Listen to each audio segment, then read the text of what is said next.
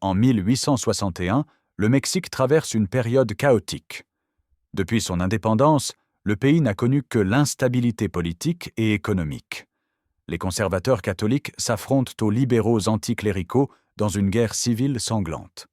Benito Juárez, président libéral mexicain, sort vainqueur de ce conflit, mais hérite d'un pays ruiné. Les caisses sont vides et le Mexique doit 70 millions de pesos à l'Angleterre, 9 millions à l'Espagne et 3 millions à la France. Le 17 juillet 1861, Juárez prend une décision qui va changer le destin de son pays. Il suspend pour 2 ans le paiement de la dette extérieure. Cette annonce provoque l'indignation des créanciers européens. Mais derrière le prétexte de la dette se cache une ambition bien plus grande. Napoléon III, empereur des Français, voit dans cette situation une opportunité en or. Son projet est grandiose et démesuré, transformer le Mexique en un empire latin et catholique, une sorte de pendant français face aux États-Unis protestants. L'impératrice Eugénie de Montijo soutient ardemment cette idée, poussée par son catholicisme fervent et son origine espagnole. Le duc de Morny, demi-frère de l'empereur, appuie également l'expédition pour des raisons moins nobles. Il a personnellement investi dans la dette mexicaine et espère récupérer son argent avec des intérêts substantiels. Le timing semble parfait. Les États-Unis, empêtrés dans leur terrible guerre de sécession, ne peuvent intervenir. Napoléon III imagine déjà un empire prospère qui attirera des milliers d'immigrants européens, détournant ainsi les flux migratoires qui partent vers New York.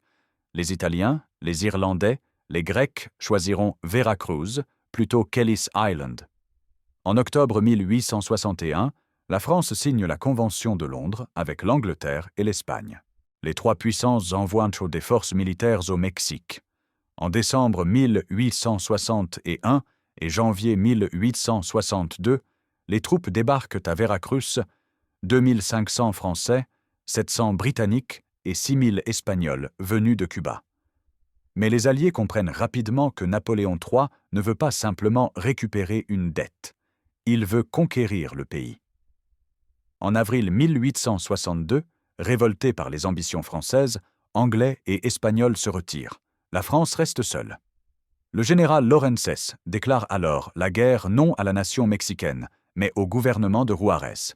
C'est le début d'une aventure qui coûtera des milliers de vies et se terminera en désastre. Le 5 mai 1862, les troupes françaises subissent une défaite humiliante à Puebla. Cette ville fortifiée, sur la route de Mexico, résiste victorieusement à l'assaut français. Il faudra 28 000 hommes et une année entière pour la reprendre. En mars 1863, après un siège éprouvant, Puebla tombe enfin. Les Français entrent dans Mexico en juin 1863 et installent un gouvernement fantoche. Napoléon III propose alors la couronne impériale à l'archiduc Maximilien de Habsbourg, frère cadet de l'empereur d'Autriche François-Joseph. Maximilien hésite longuement. Il sait que cette aventure est risquée, mais son épouse Charlotte, fille du roi des Belges Léopold Ier, le pousse à accepter. Maximilien devient empereur du Mexique, un titre qui le conduira à la mort. La Légion étrangère a été créée en 1831 par le roi Louis-Philippe pour servir en Algérie. Cette force militaire unique accueille des volontaires étrangers prêts à se battre pour la France. Allemands, Suisses, Italiens, Polonais, Espagnols se côtoient dans ses rangs. En 1863, ces hommes ont déjà combattu en Algérie, en Crimée contre les Russes lors du siège de Sébastopol et en Italie à Magenta et Solferino. Le régiment étranger, commandé par le colonel Jeanne Ingros, est basé à Sidi Bel Abbès en Algérie. Le 26 mars 1863, les légionnaires embarquent sur le navire Saint-Louis et débarquent dans le port de Veracruz. Leur mission est claire mais périlleuse. Sécuriser la route entre Veracruz et Puebla, la seule voie de ravitaillement pour le corps expéditionnaire français assiégeant Puebla. Cette route de 120 km traverse les terres chaudes, une région hostile et dangereuse. La chaleur est accablante, la végétation dense, et les guérilleros mexicains y règnent en maîtres. Les Français appellent cette portion de route le secteur Tegueria Chiquihuit, un nom qui résonne comme une menace pour les soldats. Les conditions sont épouvantables. La fièvre jaune, surnommé Vomito Negro par les locaux, décime les rangs. Les officiers tombent malades les uns après les autres. La dysenterie, le paludisme et l'épuisement transforment chaque jour en calvaire. Les légionnaires doivent non seulement affronter la guérilla mexicaine, mais aussi ses ennemis invisibles qui tuent plus sûrement que les balles. Le 29 avril 1863, le colonel Jeannin Gross reçoit une information capitale. Un convoi colossal va bientôt partir de Veracruz en direction de Puebla. Ce convoi transporte 3 millions de francs en numéraire, du matériel de siège indispensable et des munitions. Sa perte serait catastrophique pour l'armée française assiégeant Puebla. Le capitaine Jean d'Anjou, adjudant-major du régiment, conseille au colonel d'envoyer une compagnie au-devant du convoi pour le protéger. C'est une mission de routine, mais nécessaire. Le problème, tous les officiers sont cloués au lit par la fièvre jaune. Aucun n'est en état de commander. D'Anjou n'hésite pas une seconde. Il se porte volontaire pour prendre la tête de cette mission. À 35 ans, cet officier expérimenté a déjà une carrière impressionnante derrière lui. Né à Chalabre dans l'Aude le 15 avril 1828, il est le quatrième d'une famille de 8 enfants. Après des études modestes, il travaille dans la fabrique de bonneterie de son père avant de s'engager dans l'armée. En 1852, d'Anjou rejoint le 2e régiment étranger. Le 1er mai 1853, lors d'une expédition topographique en Algérie, son fusil explose et lui arrache la main gauche. Cet accident aurait pu mettre fin à sa carrière militaire. Au lieu de cela, d'Anjou se fait fabriquer une prothèse fonctionnelle en bois articulé qu'il manipule avec une dextérité surprenante. Cette main artificielle devient presque une partie de lui-même. Malgré son handicap, il continue à gravir les échelons. Lieutenant en 1853, il devient capitaine en 1855 au siège de Sébastopol. Il participe aux campagnes de Crimée et d'Italie, se battant à Magenta et Solferino. Cet homme déterminé a fait de son infirmité une force, prouvant sa valeur au combat à chaque occasion. 2 autres officiers se portent également volontaires pour accompagner d'Anjou. Le sous-lieutenant Jean Villain et le sous-lieutenant Clément Maudet. Tous 2 sont jeunes mais courageux. Ils savent que cette mission les exposera au danger, mais refusent de laisser leurs hommes partir sans encadrement. La 3e compagnie du 1er bataillon est désignée pour cette opération. Le 30 avril 1863, au petit matin, 65 légionnaires se mettent en route. Parmi eux, des hommes de toutes nationalités unis par le même uniforme et la même mission. Le caporal Philippe Mine, un Français du Périgord qui s'est déjà illustré en Crimée, marche parmi eux. Le tambour Casimir Laï, un Italien né à Cagliari en Sardaigne, porte son instrument. Ces 65 hommes ne savent pas encore qu'ils vont entrer dans l'histoire de la Légion étrangère. Le hashtag L'Aube se lève sur le Mexique en ce 30 avril 1863.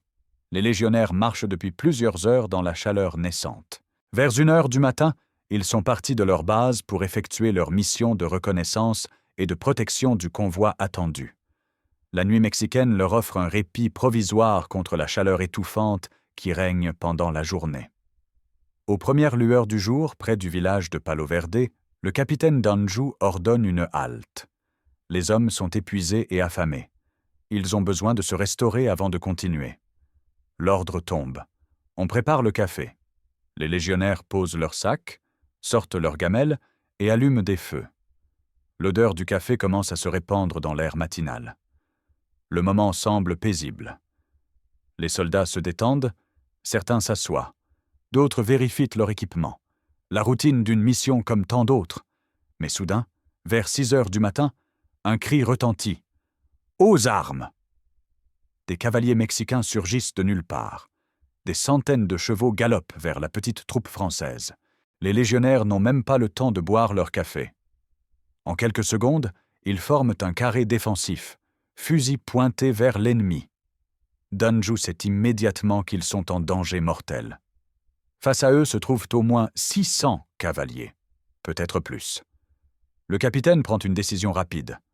Rester ici en terrain découvert serait un suicide. Il ordonne le repli vers Cameron, un petit hameau qu'ils ont aperçu à quelques kilomètres. Les légionnaires se mettent en marche en formation serrée, repoussant les charges de cavalerie qui pleuvent sur eux. Les Mexicains attaquent par vagues successives, mais les légionnaires tiennent bon. Leurs fusils crachent le feu avec une discipline remarquable. Pendant cette retraite sous le feu, les légionnaires subissent leur première perte. Des hommes tombent touchés par les balles mexicaines. Mais la compagnie maintient sa cohésion et continue d'avancer vers Cameron. À 7 heures du matin, ils atteignent le village. Cameron n'est qu'un hameau perdu avec quelques bâtiments délabrés. Mais au centre se dresse une hacienda, une grande ferme à moitié abandonnée. L'endroit n'est pas idéal pour une défense, mais c'est mieux que rien. Le bâtiment principal possède une cour rectangulaire entourée de murs de 3 mètres de haut. C'est là que Danjou décide de se retrancher. Les légionnaires se précipitent dans l'hacienda et découvrent un lieu en piteux état. Les bâtiments sont délabrés, certains murs sont effondrés, les portes manquent, mais il n'y a pas le choix. Danjou organise rapidement la défense. Il place des hommes à chaque ouverture, sur les toits, derrière les murs. Chacun reçoit une position précise à tenir. Dehors, les forces mexicaines continuent d'arriver. Les cavaliers sont rejoints par des fantassins. Le colonel Francisco de Paula Milán, commandant mexicain expérimenté, prend la direction des opérations.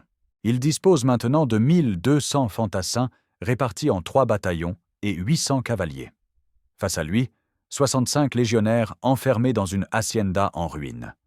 Les Mexicains encerclent complètement le bâtiment.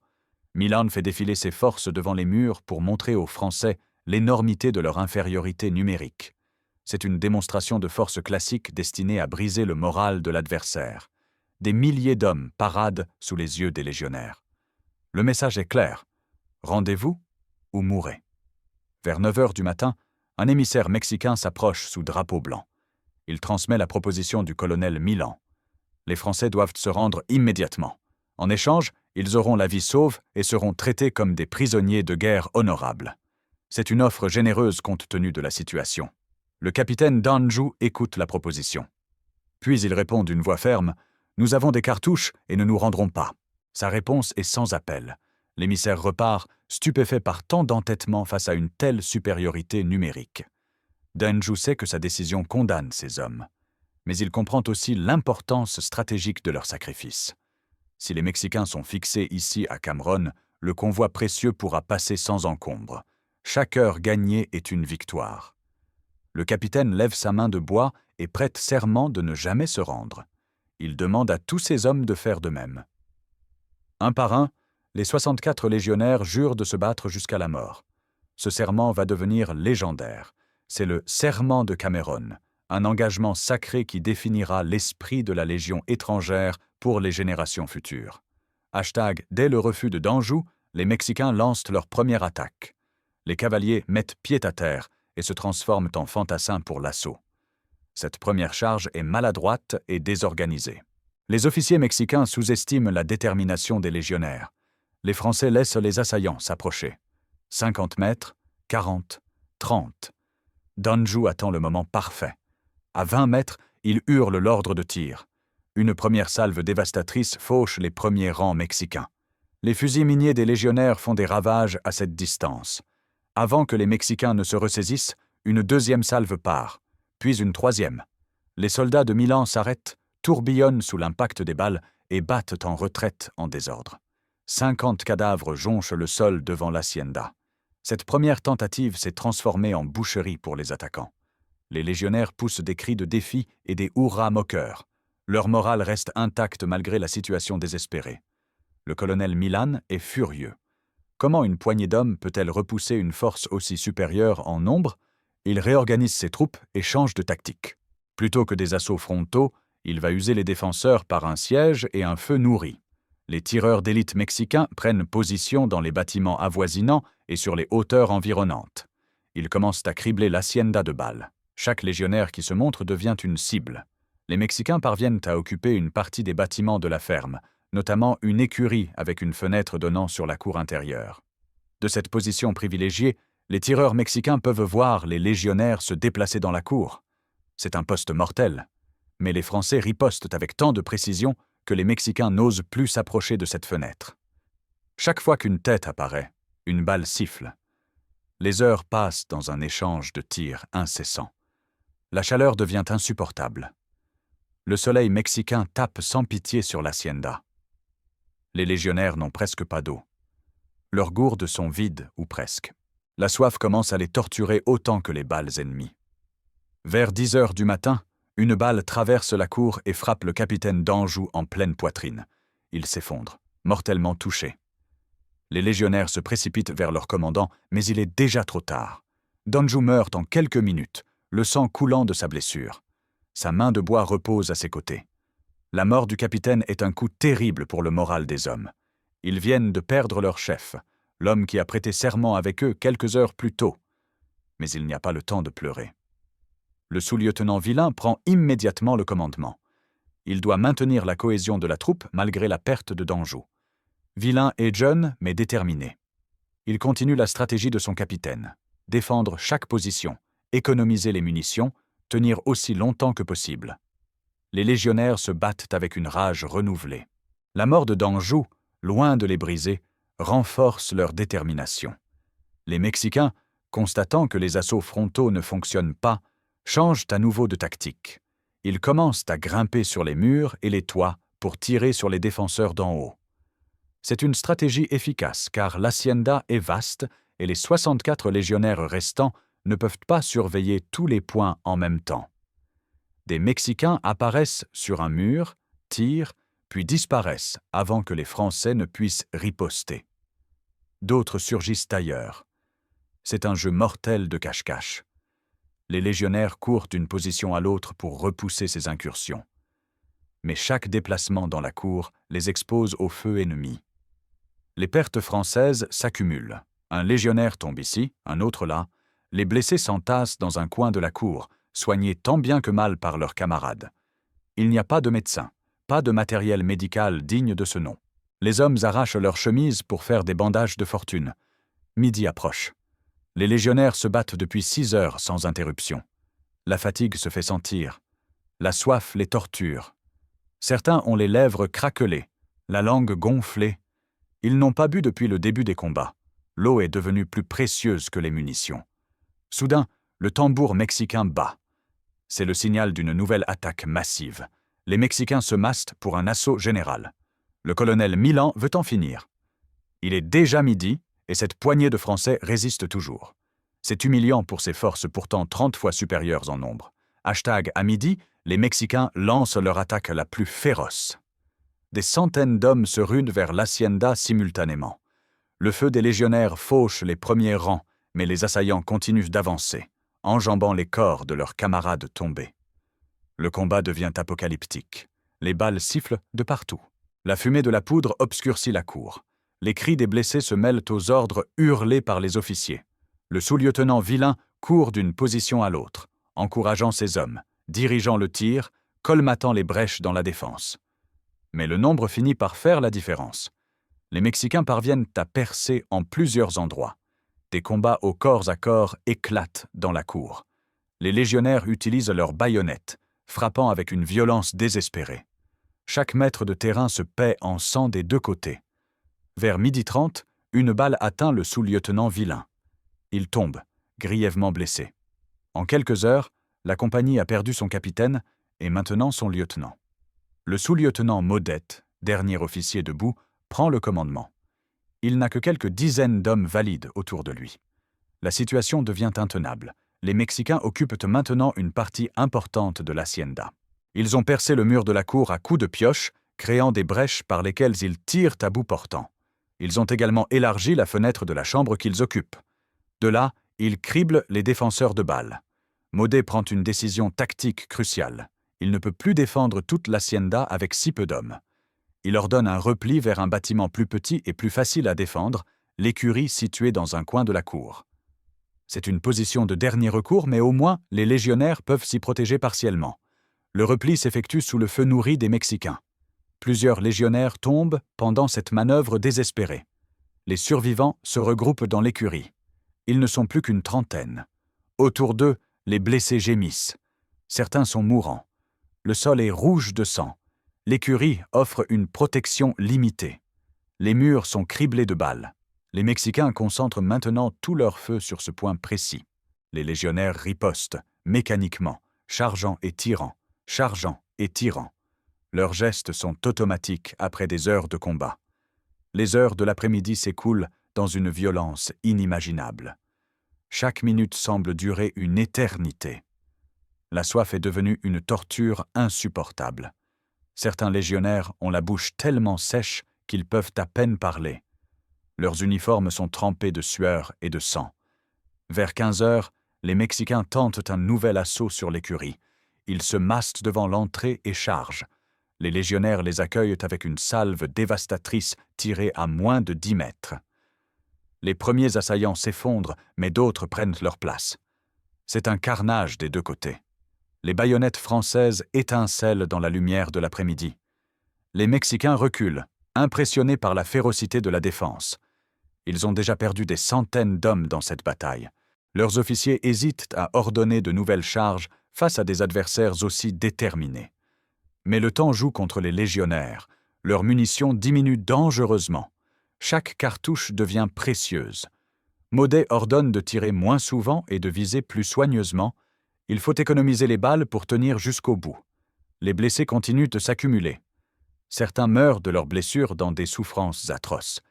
Il n'y a aucun moyen de les soulager. Les survivants les regardent agonisés, impuissants. Cette vision renforce leur rage et leur détermination à vendre chèrement leur peau. Vers 16 heures, une balle frappe le sous-lieutenant Maudet. Il s'effondre, touché à la jambe. La blessure est grave, l'os est peut-être brisé. Maudet, malgré la douleur, continue de commander depuis le sol. Il refuse d'abandonner ses hommes. Le caporal Philip Mayne l'aide à s'appuyer contre un mur. La situation est maintenant désespérée. L'écurie est une ruine criblée de balles. Les défenseurs ne sont plus qu'une vingtaine d'hommes debout. Les munitions touchent à leur fin. Chaque légionnaire compte les cartouches qui lui restent. 10, 8, 5. Les chiffres baissent inexorablement. Les Mexicains le sentent. Leur feu redouble d'intensité. Ils savent que la fin approche. Le colonel Milan veut terminer cette bataille avant la tombée de la nuit. Il rassemble ses forces pour un assaut final.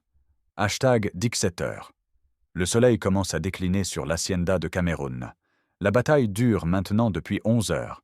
Les légionnaires survivants sont exténués, assoiffés, blessés pour la plupart. Mais ils tiennent toujours. Dans l'écurie délabrée, le caporal Mayne fait le compte. Autour de lui, seuls 5 hommes sont encore capables de se battre. Lui-même, le sous-lieutenant Maudet blessé à la jambe, et les légionnaires Kataou, Wenzel et Constantin. Léonard est également présent, mais grièvement blessé. C'est tout ce qui reste de la compagnie de 65 hommes partis ce matin.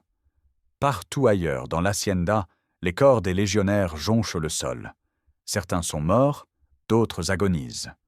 Le bilan est terrible. En 11 heures de combat, les Français ont perdu presque tout leur effectif.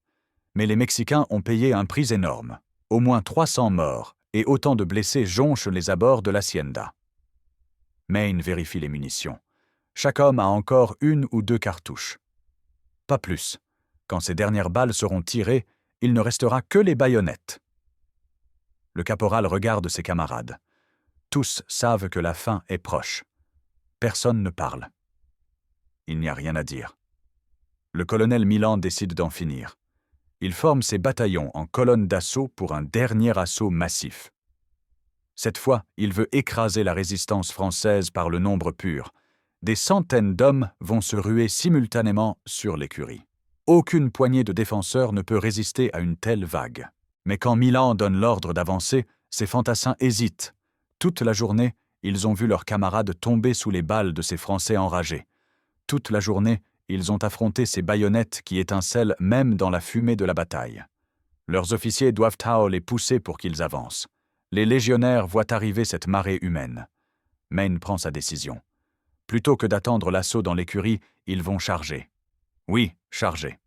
6 hommes contre des centaines. C'est une folie pure, mais c'est aussi le seul geste digne qui leur reste. Mayne aide Maudet à se lever.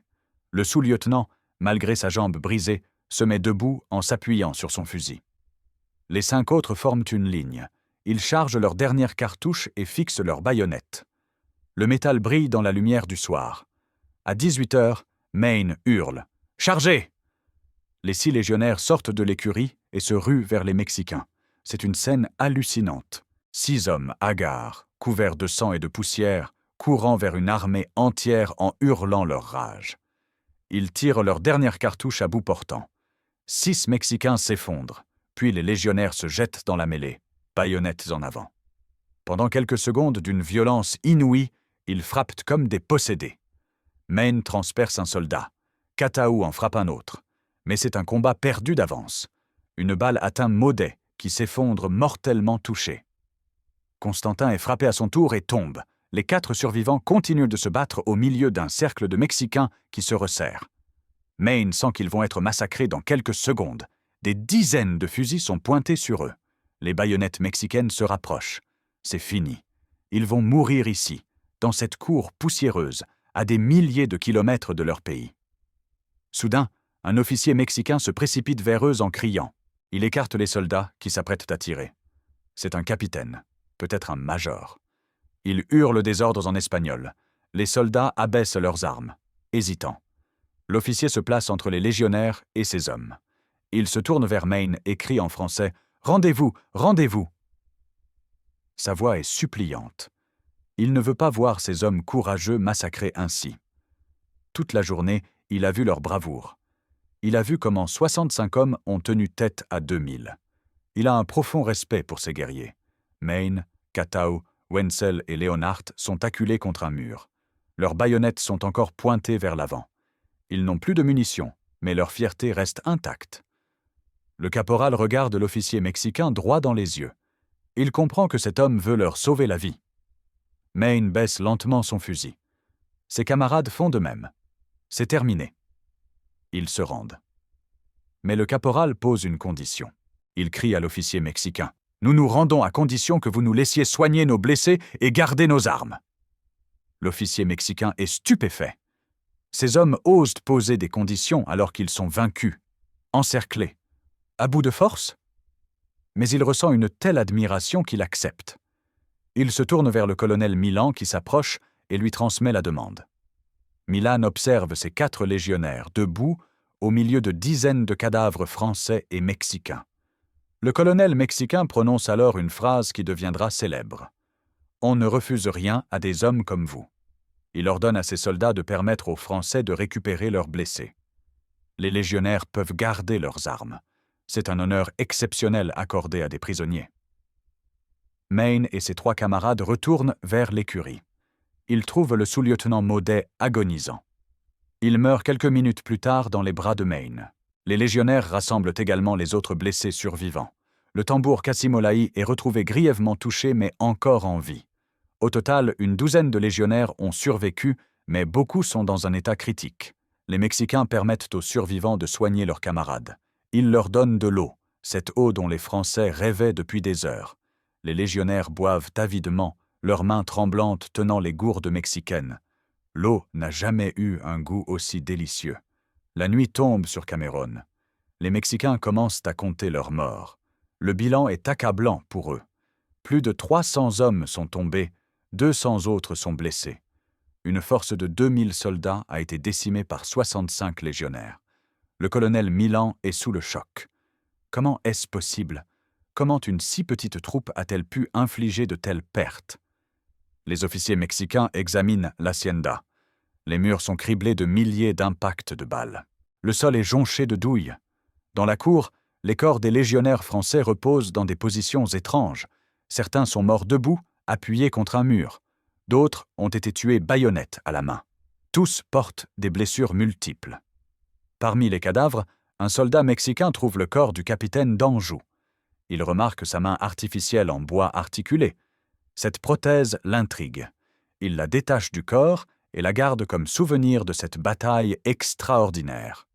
Cette main va entamer un long voyage avant de revenir à la Légion. Les prisonniers français sont rassemblés. Mayne, Kataou, Wenzel, Leonhardt et les blessés capables de marcher sont escortés vers l'arrière. Les Mexicains les traitent avec un respect inhabituel.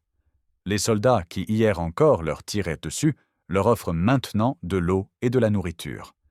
Certains officiers mexicains viennent les voir pour les féliciter de leur bravoure. Pendant ce temps, le convoi français que Danjou devait protéger passe sans encombre. Les 3 millions de francs, les munitions et le matériel de siège arrivent à Puebla. La mission est accomplie. Les 65 légionnaires ont rempli leur objectif. Leur sacrifice n'a pas été vain. Les survivants de Cameron sont emmenés comme prisonniers à travers le Mexique. Leur calvaire continue. Certains blessés meurent en route, incapables de supporter les conditions difficiles de la captivité. D'autres succombent à leurs blessures infectées. Le caporal Maine et quelques autres parviennent à tenir jusqu'à leur libération. À Puebla, le colonel Jean Ingros apprend ce qui s'est passé à Cameron. Il est effondré. Il a perdu sa compagnie entière. Mais quand il comprend que le convoi est arrivé sain et sauf grâce à ce sacrifice, il réalise l'ampleur de ce qui s'est produit. Ces hommes ont écrit une page d'histoire. Le général Forey, commandant en chef du corps expéditionnaire français au Mexique, fait un rapport détaillé sur la bataille. Il est bouleversé par ce qu'il lit. 65 hommes contre 2000 pendant 11 heures. Il n'y a pas d'autre exemple de courage militaire aussi pur dans toute l'histoire récente de l'armée française. Napoléon III lui-même est informé de l'événement. L'empereur ordonne que les noms de tous les combattants de Cameron soient inscrits en lettres d'or aux Invalides à Paris. C'est un honneur exceptionnel habituellement réservé aux généraux et aux grandes victoires. Cameron n'est pas une victoire au sens classique, mais c'est une démonstration de bravoure qui transcende la notion même de victoire ou de défaite. La main artificielle du capitaine Danjou entame quant à elle une odyssée remarquable. Le soldat mexicain qui l'a prise la garde pendant des années. En 1866, un officier français parvient à la racheter pour 50 pesos. Elle est ensuite envoyée en France et arrive à la Légion étrangère en 1867. Cette prothèse devient immédiatement une relique sacrée. Elle est conservée précieusement à Aubagne, le quartier général de la Légion. Chaque année, le 30 avril, elle est sortie et présentée lors de la célébration de la fête de Cameron. C'est le plus grand honneur dans la Légion de porter cette main lors de la cérémonie. Les survivants de Cameron deviennent des légendes vivantes. Le caporal Maine, libéré en 1864 après l'échec de l'intervention française, retourne en France. Il raconte inlassablement ce qui s'est passé ce jour-là. Son témoignage permet de reconstituer précisément le déroulement de la bataille. Le tambour Lai survit également à ses blessures et à sa captivité. Il rentre en Italie après sa libération. Jusqu'à sa mort, il garde précieusement son tambour troué de balles comme souvenir de cette journée terrible. L'expédition française au Mexique se termine en désastre total. En 1865, la guerre de sécession américaine se termine. Les États-Unis peuvent enfin s'intéresser au Mexique. Washington envoie un ultimatum à Napoléon III. « Retirez vos troupes ou nous interviendrons ». L'empereur français n'a pas le choix. Il abandonne Maximilien à son sort. En 1866, les derniers soldats français quittent le Mexique. Maximilien refuse de partir. Il veut continuer à régner sur son empire fantôme. Benito Juárez reprend le contrôle du pays et capture l'empereur. Le 19 juin 1867, Maximilien de Habsbourg est fusillé à Querétaro. Son épouse Charlotte, déjà folle, vivra encore 60 ans dans la démence, hantée par le souvenir de son empire perdu. L'aventure mexicaine a coûté à la France 6500 morts, 336 millions de francs et un désastre diplomatique majeur. Napoléon III ne s'en remettra jamais politiquement. 3 ans plus tard, en 1870, il sera écrasé par la Prusse et perdra son trône. L'Empire français s'effondrera comme l'Empire mexicain qu'il avait créé. Mais de ce fiasco total émerge la légende de Cameron. Cette bataille perdue devient le symbole même de la Légion étrangère. Elle incarne les valeurs qui définissent ce corps d'élite. Le courage, l'honneur, la fidélité, le sens du devoir porté jusqu'au sacrifice ultime. #Cameron transforme la Légion étrangère. Avant 1863, elle était simplement une unité militaire parmi d'autres. Après Cameron, elle devient une légende. Le combat du 30 avril 1863 définit l'identité même de ce corps. Le serment de Danjou devient le code d'honneur de tous les légionnaires. jusqu'au bout, jusqu'à la mort, n'est plus une simple phrase. C'est un engagement sacré que chaque nouvelle recrue prononce en rejoignant la Légion. Les hommes qui portent le képi blanc savent qu'on attend d'eux ce que Danjou et ses 64 compagnons ont donné ce jour-là. Chaque année depuis 1863, le 30 avril est célébré comme la fête de Cameron. C'est le jour le plus important du calendrier de la Légion. Dans tous les régiments, sur tous les continents où servent les légionnaires, la journée commence par la lecture du récit de la bataille. Un officier lit le compte-rendu devant les troupes rassemblées. Les légionnaires écoutent en silence l'histoire de leurs ancêtres qui se sont battus jusqu'à la mort dans une hacienda mexicaine. Quand le récit se termine, un silence respectueux s'installe. Puis retentit le cri de la Légion. « Cameron! Cameron !» La main du capitaine d'Anjou est sortie de son reliquaire. Un légionnaire sélectionné pour cet honneur la porte dans un coussin de velours. La relique est présentée aux troupes qui rendent les honneurs. Cette prothèse en bois articulé est devenue l'objet le plus sacré de la Légion étrangère. Le défilé du 14 juillet à Paris voit toujours la Légion marcher au rythme distinctif de 88 pas par minute, plus lent que les autres unités. Les légionnaires portent le béret vert et le képi blanc. Leur hymne, le boudin, retentit sur les Champs-Élysées. Et dans leur rang marche l'esprit de Cameron. Les officiers mexicains qui ont combattu à Cameron sont également marqués par cette bataille. Le colonel Milan écrit dans son rapport qu'il n'a jamais vu de soldats se battre avec autant de détermination. Il avoue avoir perdu plus d'hommes à Cameron qu'à bien des batailles contre des forces numériquement égales. Les habitants de Cameron eux-mêmes gardent le souvenir de cette journée. L'hacienda en ruine devient un lieu de pèlerinage. Pendant des années, les voyageurs s'arrêtent pour voir où 65 Français ont tenu tête à 2000 Mexicains. Les murs criblés de balles témoignent silencieusement de la violence du combat. En 1892, la Légion fait ériger un monument sur le site de la bataille. Une stèle commémore le sacrifice des hommes de Danjou. Chaque année, des délégations de légionnaires viennent se recueillir sur ce lieu chargé d'histoire. Pour eux, Cameron n'est pas au Mexique. Cameron est partout où se trouve un légionnaire. Le combat influence également la doctrine militaire française. Les stratèges étudient comment une force aussi réduite a pu infliger de telles pertes à un ennemi largement supérieur. Ils comprennent l'importance de la discipline, de la cohésion, du moral des troupes. Une poignée d'hommes bien entraînés et déterminés peut accomplir l'impossible. Cette leçon sera appliquée dans les guerres futures. En 1914, quand la Première Guerre mondiale éclate, la Légion se bat avec la même détermination. À Verdun, au chemin des Dames, dans les tranchées de la Somme, les légionnaires honorent l'héritage de Cameron. Des milliers d'entre eux meurent dans les boues de France, mais jamais ils ne reculent. En 1940, lors de la débâcle française, la Légion combat encore avec l'esprit de Cameron. À Bir Hakeim, en 1942, 3700 légionnaires de la première brigade française libre tiennent pendant 15 jours face aux forces de Rommel. Cette résistance héroïque rappelle Cameron. Les Allemands eux-mêmes saluent le courage de ces hommes.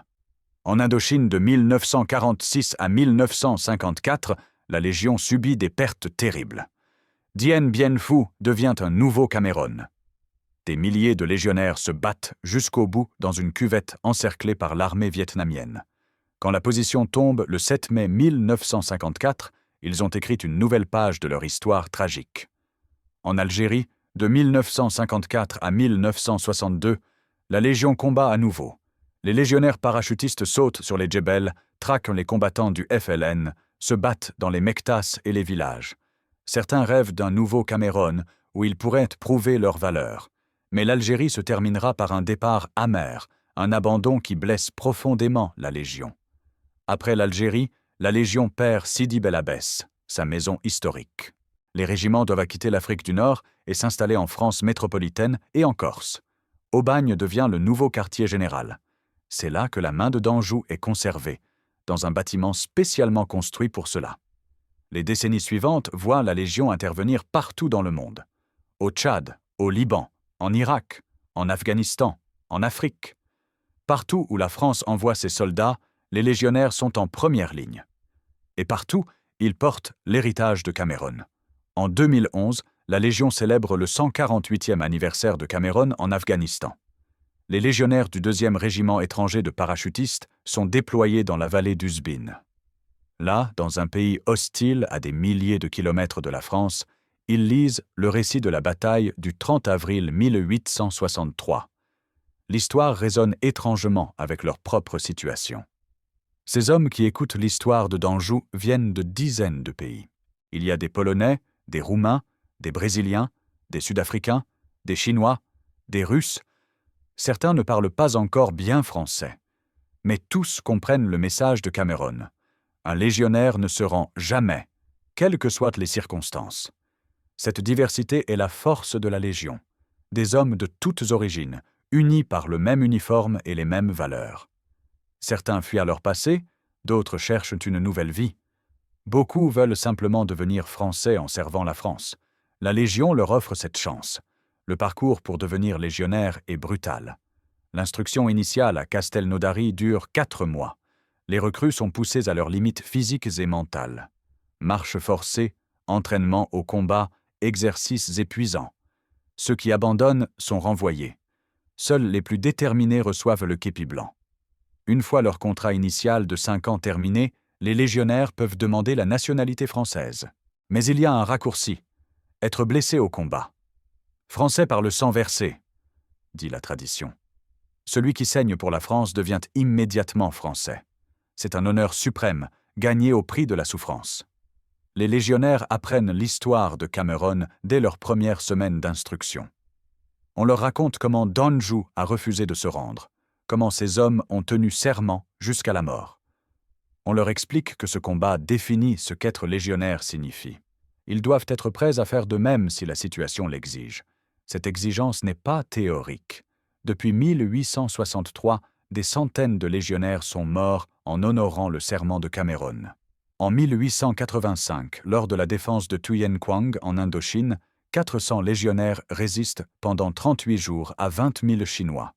En 1894, au Dahomey, une poignée de légionnaires se bat jusqu'au bout à Dogba. En 1903, au Maroc, le combat d'El Mungar voit une compagnie entière massacrée.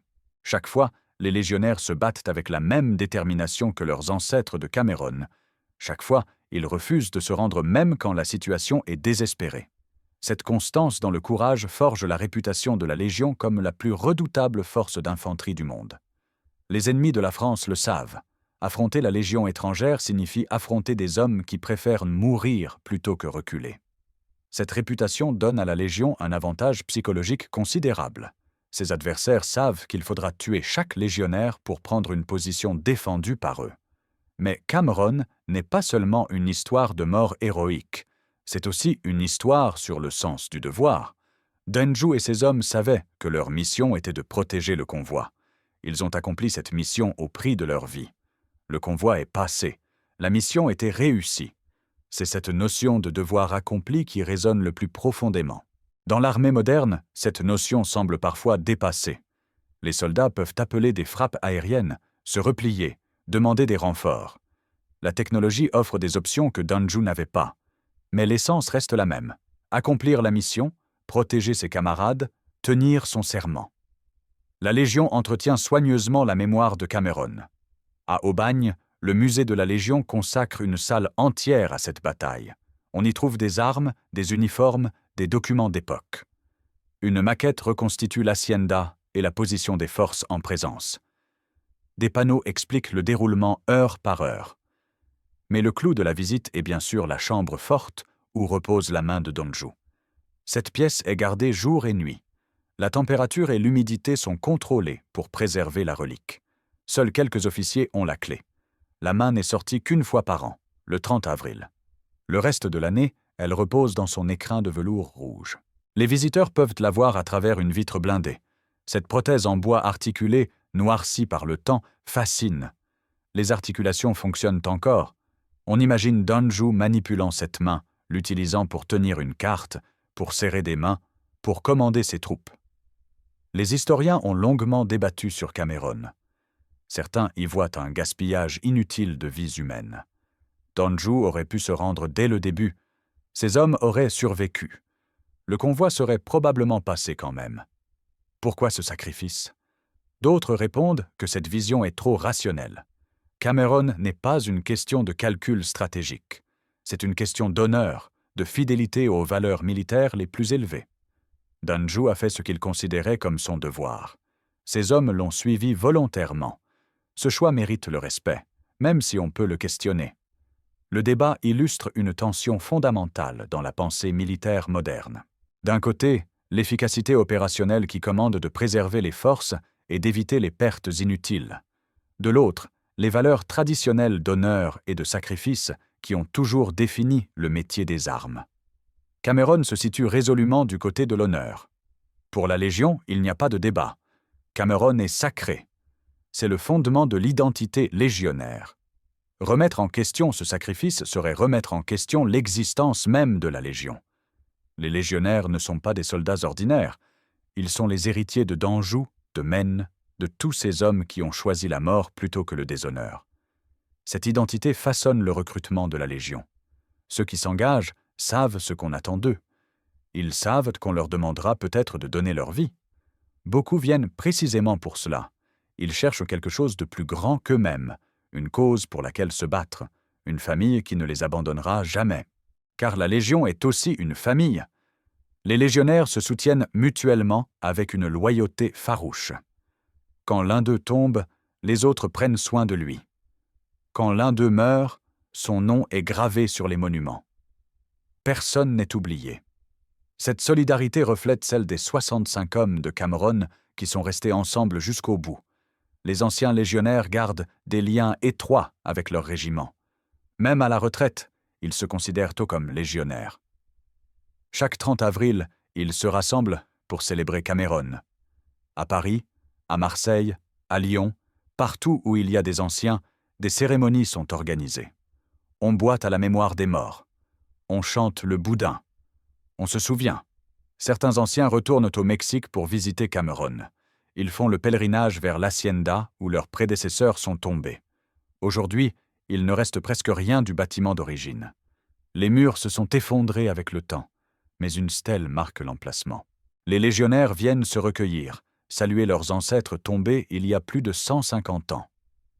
Le 30 avril 1863, à Cameron au Mexique, 65 légionnaires de la 3e compagnie du 1er bataillon du régiment étranger ont écrit une page d'histoire qui résonne encore aujourd'hui. Commandés par le capitaine Jean d'Anjou, ces hommes ont tenu tête pendant 11 heures à une force mexicaine 30 fois supérieure en nombre. Le bilan humain est terrible.